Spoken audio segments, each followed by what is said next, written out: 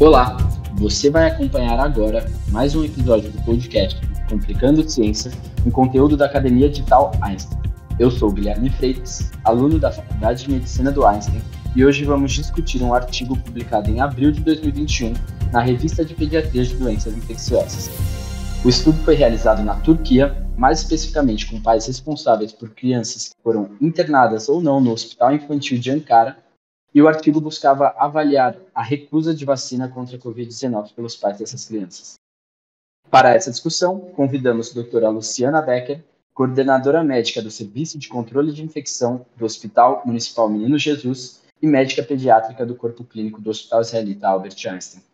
Só para contextualizar a nossa conversa de hoje um pouquinho, no momento atual da pandemia do Covid-19, a vacinação contra esse vírus mostra um grande potencial em controle a longo prazo da pandemia e tem capacidade de prevenir morbidade e mortalidades relacionadas ao vírus. Desse modo, devemos promover programas de vacinação para alcançar a imunização de rebanho da população. Entretanto, a existência de um crescente movimento anti-vacina atrapalha o alcance desse objetivo e, portanto, estudos necessitam ser realizados para compreender o porquê das rejeições à vacina e assim atuar de forma mais objetiva para aumentar a taxa de aceitação da imunização. E é nesse contexto em que temos a realização desse estudo. Com isso, eu gostaria de iniciar perguntando para a senhora, para a doutora Luciana, qual o objetivo do artigo? Muito bem, Gui. Então, o objetivo do estudo foi tentar entender as opiniões que os pais têm sobre as vacinações, as vacinas disponíveis ou que estariam disponíveis em breve para a Covid-19 para crianças, tanto as vacinas produzidas na Turquia quanto as vacinas estrangeiras, e saber se o motivo da rejeição da aceitação da vacina e os fatores que afetaram essa rejeição. Então, eles procuraram dados demográficos, dados, por exemplo, se alguém próximo da família tinha tido Covid, tinha ido a óbito por Covid, tentaram relacionar essas informações com a recusa vacinal. E eles tentaram separar essa recusa, tanto para as vacinas nacionais quanto estrangeiras, para ver se tinha alguma diferença entre os dois grupos. E como foi estruturada a metodologia desse estudo? Eles entrevistaram um pouco mais de 400 pais de pacientes, tanto pacientes internados quanto pacientes ambulatoriais, e fizeram questionários, tanto questionários que eles falam face a face, quanto questionários eletrônicos para obter todas essas informações. Entendi. E em relação aos resultados desse estudo, quais foram eles e qual a relevância clínica desses resultados? Acho que o resultado mais importante era em relação à escolha da vacina e à aceitação. Então, quando eles foram olhar a aceitação de vacinação pelos próprios pais, 62% aceitavam a vacina contanto que fosse nacional e quase 34% aceitavam a vacina com tanto que fosse uma vacina estrangeira, importada. Isso deu um P significativo aí menor do que 0,001. E a mesma coisa se repetiu para as crianças. Quando eles falavam sobre a aceitação, ela era muito mais alta, 56,8%, quando eu comparava em relação à aceitação de uma vacina importada, estrangeira, 28,9%. Também um P menor que 0,01. E aí o que é interessante, que quanto maior o nível educacional dos pais, eles aceitavam menos as vacinas locais para eles e para as crianças, e a gente teve aí um P significativo também para essas duas aceitações. Coisa que eu acho importante, que eu acho que é o grande motivo desse estudo ser legal, é entender o porquê que as pessoas, qual que eram os motivos de não aceitar, de não desejar fazer a vacina. E aí você vê que 40% falam que o problema seria em relação a efeitos colaterais, 38% fala sobre a efetividade da vacina, e um número importante aí, 29%, não confiam nas vacinas estrangeiras. Então, assim, acho que a gente vai conversar um pouco mais sobre isso, mas quando a gente vai falar sobre não desejar vacinar, eu entendo que tem várias camadas, vários motivos que levam as pessoas a não desejarem vacinar. Eu acho que a primeira coisa que a gente precisa saber é conhecer o que está acontecendo, conhecer aquela fake news que circula por aí, conhecer quais são os motivos mais comuns, o que foi falado por aí de efeitos colaterais que a gente sabe ou não se são verdade, ou são possíveis, e entender o que afeta mais diretamente aquela família que a gente vai conversar, né? Então, acho que esse é o legal desse estudo, é isso, entender quais são as outras questões. E o que acaba aparecendo também, que isso aparece em outros estudos, são razões religiosas, o entendimento de que eu não confio naquela companhia estrangeira, né? Uma falta de confiança na indústria farmacêutica. 0,2% falaram que eles achavam que as vacinas teriam microchips e outras questões também relacionadas a alguns entendimentos sobre a própria doença, que talvez a gente tinha em alguns momentos da pandemia, mas que já não são tão verdadeiros. Por exemplo, achar que porque já teve Covid uma vez não vai ter de novo, então que não tem necessidade de vacinar, ou achar que o vírus vai se mutar tanto que a vacina não vai mais ser efetiva, então que não vale a pena fazer a vacina naquele ano. Então, isso eu acho que é o mais interessante, da gente conhecer quais são as dúvidas para se preparar para essas respostas e montar uma conversa, né, bem estruturada com essas famílias. Então, eu sou infectologista pediátrica, eu sou consultada dentro do consultório com as famílias que eu sigo com pediatria, cada um médico, cada ouvinte aqui que está ouvindo a gente, você é estudante de medicina, a gente precisa levar as informações para quem no final vai decidir ou não levar aquela criança para tomar a vacina, e a gente precisa saber o que está acontecendo, né? Qual que é o motivo dessa recusa. Acho que é interessante ressaltar também como os discursos anti-vacina são apelativos, né, para emoções das pessoas e tudo mais. Doutora, em relação ao artigo ainda, qual a conclusão chegou o autor depois de toda essa análise, todos esses dados? É exatamente isso que a gente está falando, Gui. O que é importante é conhecer o problema. Acho que é o primeiro passo, né? Saber o que está acontecendo. A gente vem lidando, Gui, com o movimento anti-vacina há muito tempo. E é muito interessante que ele mudou. O grupo anti-vacina era muito associado com pessoas altamente educadas.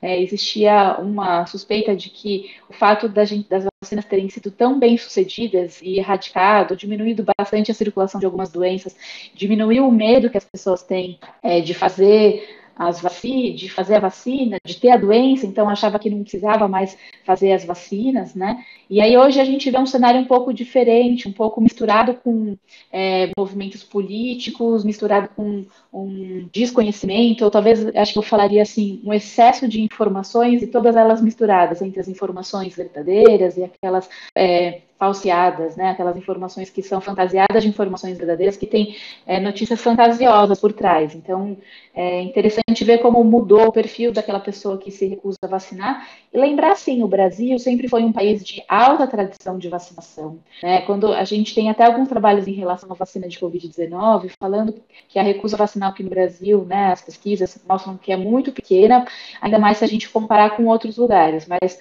nosso desejo e a meta de vacinação para todas as vacinas sempre foi 90%, 95% da população vacinada. E para a gente atingir essa população, a gente precisa chegar em cada um, tirar as dúvidas, deixar as pessoas confiantes, entender o motivo, seja o motivo objetivo ou o que você estava falando, que é algo que acho que vale a pena a gente conversar melhor, que são as emoções relacionadas a essa escolha, né? O que levou as pessoas a pensarem sobre isso. Agora, falando um pouquinho quando o paciente está no seu consultório, como a senhora aborda quando os pais dos seus pacientes, no caso, que são crianças, né? Como você aborda como você conversa quando tem essa recusa vacinal? Qual a sua estratégia de abordagem do assunto? Quais os sentimentos que estão associados nessa conversa? Então, essa é uma conversa muito interessante, né? Porque essa comunicação da área da saúde, ela é muito importante. Então, a gente vinha anteriormente com um papel do médico, do profissional de saúde, como detentor de todo o conhecimento, e esse papel hoje ele é compartilhado, né? O conhecimento ele está disponível.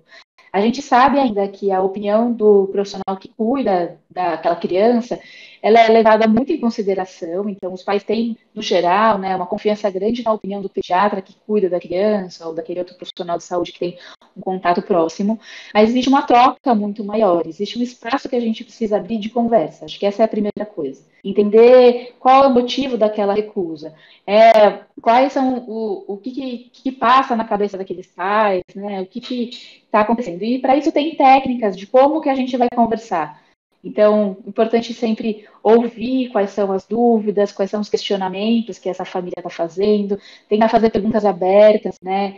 Não sair dando aula, ninguém foi para consulta pediátrica para ter aula da faculdade, as pessoas foram lá para ter conversas abertas, né? Então, perguntar se você pode compartilhar talvez alguma informação científica, saber o que é que está acontecendo para aquela família exatamente, tentar entender qual que foi o motivo para não querer vacinar e pensar também quais são os motivos para aquela família desejar vacinar, né?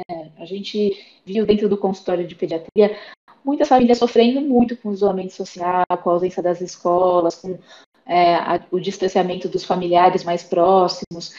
E não tem jeito, a vacina é uma esperança de que a gente possa controlar a pandemia e poder retomar muito mais próximo da normalidade que a gente estava acostumado a viver anteriormente, né? Mas ainda assim, eu acho que o mais importante é entender os motivos. Então, bom, eu falei para você, eu sou infectologista, né? E a gente recebe, por exemplo, uma queixa muito comum na infectologia, são crianças que têm gânglios no pescoço, gânglios aumentados e febre, e eles vêm para avaliação com o infectopediatra, né? E aí você pode explicar, porque a causa mais comum é que seja vírus, e que é o Epstein-Barr vírus, o citomegalovírus, pedir o exame, mas na verdade, você imagina o que aqueles pais normalmente, qual que é a aflição, qual que é o medo mais comum que levaram aqueles pais a procurarem um atendimento? Você tem ideia? Não, talvez deixar uma sequela na criança, alguma coisa assim.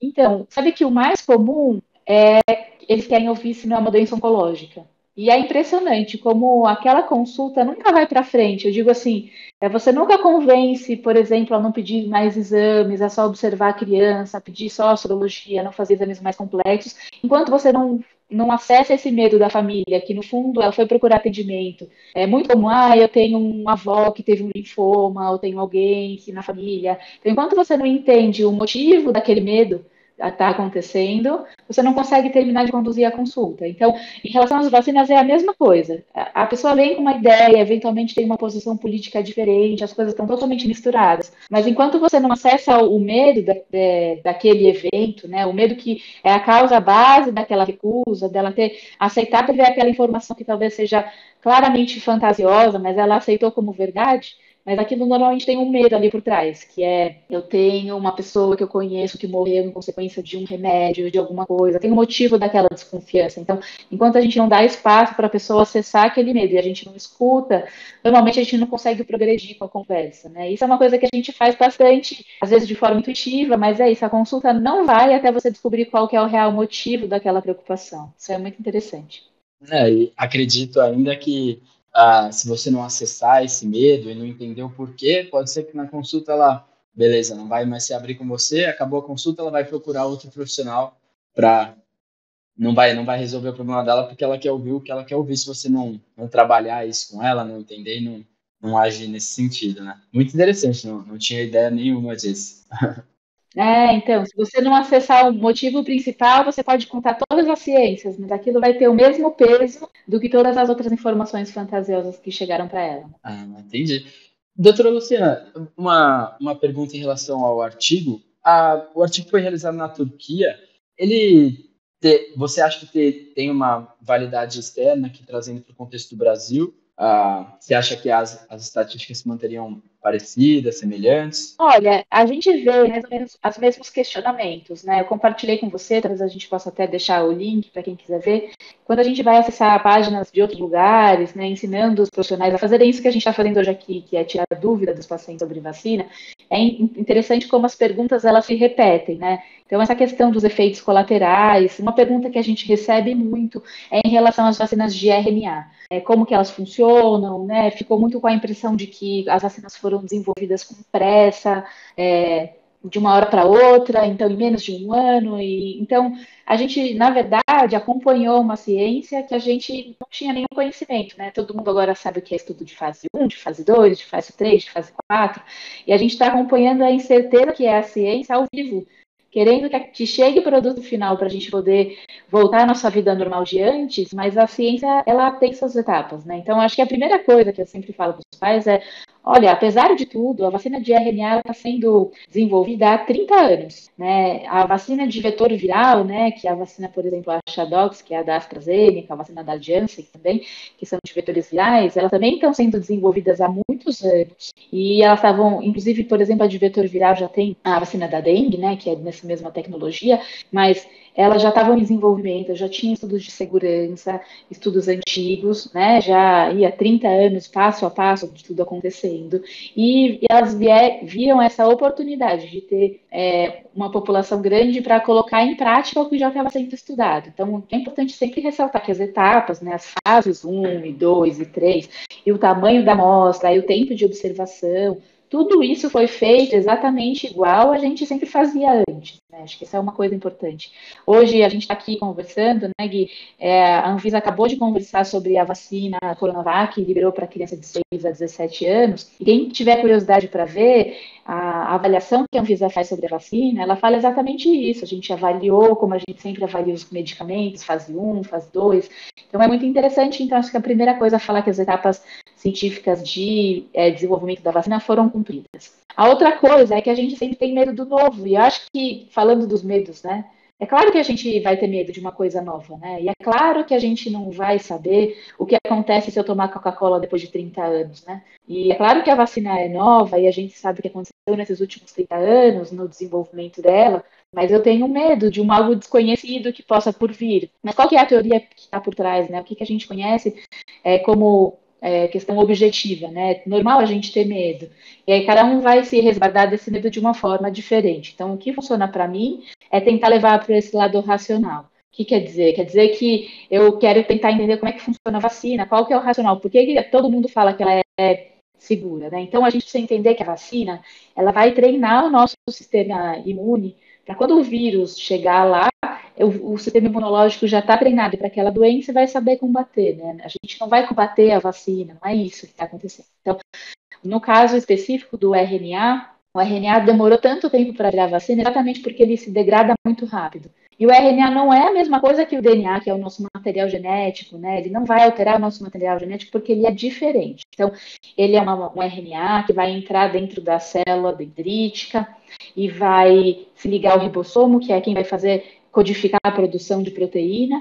Essa proteína vai ser exposta na membrana dessas células dendríticas, e essa proteína que vai ser exposta é a proteína spike, que é a mesma proteína que tem no vírus. E aí, as células do nosso sistema imunológico vão reconhecer essa proteína diferente que está sendo apresentada pela nossa própria célula e montar uma reação imunológica. Mas aquele RNA que eu coloquei lá da vacina, aquilo é degradado muito rapidamente. O que vai ficar lá são as proteínas que eu reconheci como não próprias, então que vão ajudar o meu sistema imunológico a montar uma reação contra a vacina.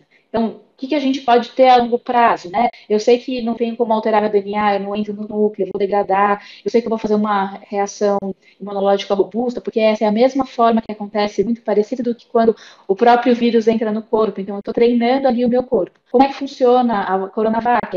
Por exemplo, é o vírus inteiro inativado, então eu vou ter todas as proteínas, eu vou treinar o meu sistema imunológico de uma forma mais ou menos parecida.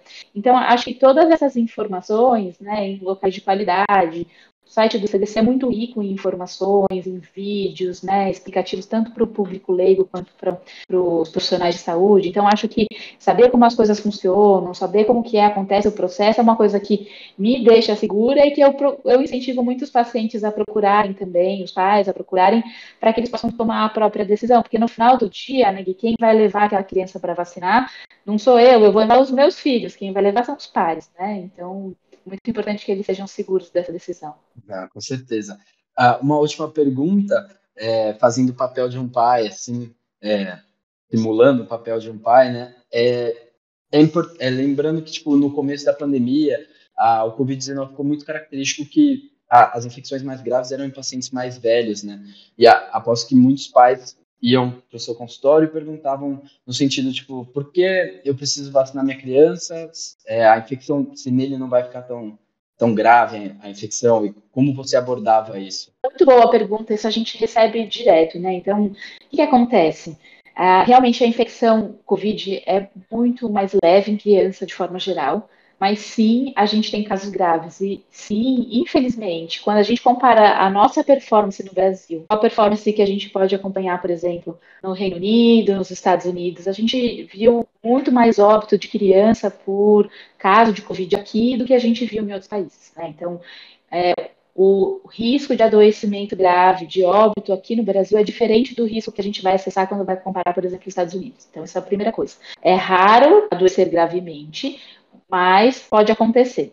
E quando a gente pensa nisso, a vacina protege quase 100% desse adoecimento grave, desse óbito. Então, puxa vida, eu tenho uma doença que ela não é muito frequente. Então, um exemplo clássico, por exemplo, é a infecção por enterovírus, que pode levar à paralisia, ao poliovírus, né? A paralisia pela polio. A grande maioria das crianças vai ter pólio, não vai acontecer nada. Uma pequena quantidade das crianças que tem pólio vai ter paralisia flácida depois, vai levar consequências para o resto da vida. E a mesma coisa é isso com Covid. Então, a grandíssima maioria das crianças com Covid não vai ter nada, embora a gente ainda está estudando muitos efeitos da Covid longa, a gente fala sobre síndrome inflamatória multissistêmica, mas essas consequências graves, né, e talvez prolongadas, elas são raras, mas eu consigo evitar elas plenamente com a vacina. Então, por isso que a vacina vale a pena, né? Porque eu consigo evitar essas formas graves. E aí, por exemplo, quando a gente pega os dados do Brasil, a gente vê que nos últimos 2 anos, Covid foi a principal doença infecciosa que matou crianças no Brasil. Então, se eu juntar todas as outras doenças que eu poderia prevenir com vacina e comparar com Covid, a gente tem o Covid como uma doença muito mais importante. Então, são fatores, né, peças do quebra-cabeça que a gente vai juntando, mas, de novo, oferecendo à família aquilo que ela quer, que vai responder ao medo dela, né? Aquelas informações que são importantes para ela tomar a decisão. Isso é muito importante. Muito interessante. Muito obrigado, doutora Luciana, pela participação. Acredito que após essa discussão podemos ter uma visão de como o assunto é relevante no momento que a gente está passando e conseguimos ter uma visão geral aí do artigo, até extrapolamos um pouquinho essa discussão. Queria relembrar o ouvinte que sempre é importante procurar o artigo na íntegra e ler e tirar suas próprias conclusões do artigo. E caso a senhora queira fazer alguma consideração final, fica aberto o espaço aqui. Bem, bom, queria agradecer o convite, foi um prazer participar. Educação das famílias e de profissional de saúde é algo que a gente tem que fazer no dia a dia e procurar levantar essas respostas, estar aberto a conversas. A gente vê muita hesitação vacinal tanto em profissional de saúde quanto nas famílias, e não tem outro jeito além de conversar, escutar bastante, entender o que está acontecendo para poder, quem sabe, passar aí para o próximo capítulo da pandemia. Obrigada. Obrigado a você. E por aqui encerramos mais um episódio do nosso podcast. Esperamos que tenham gostado. Para conhecer mais conteúdos gratuitos oferecidos pela Academia Digital Einstein, acesse academiadigital.einstein.br. Muito obrigado a todos e até o próximo episódio.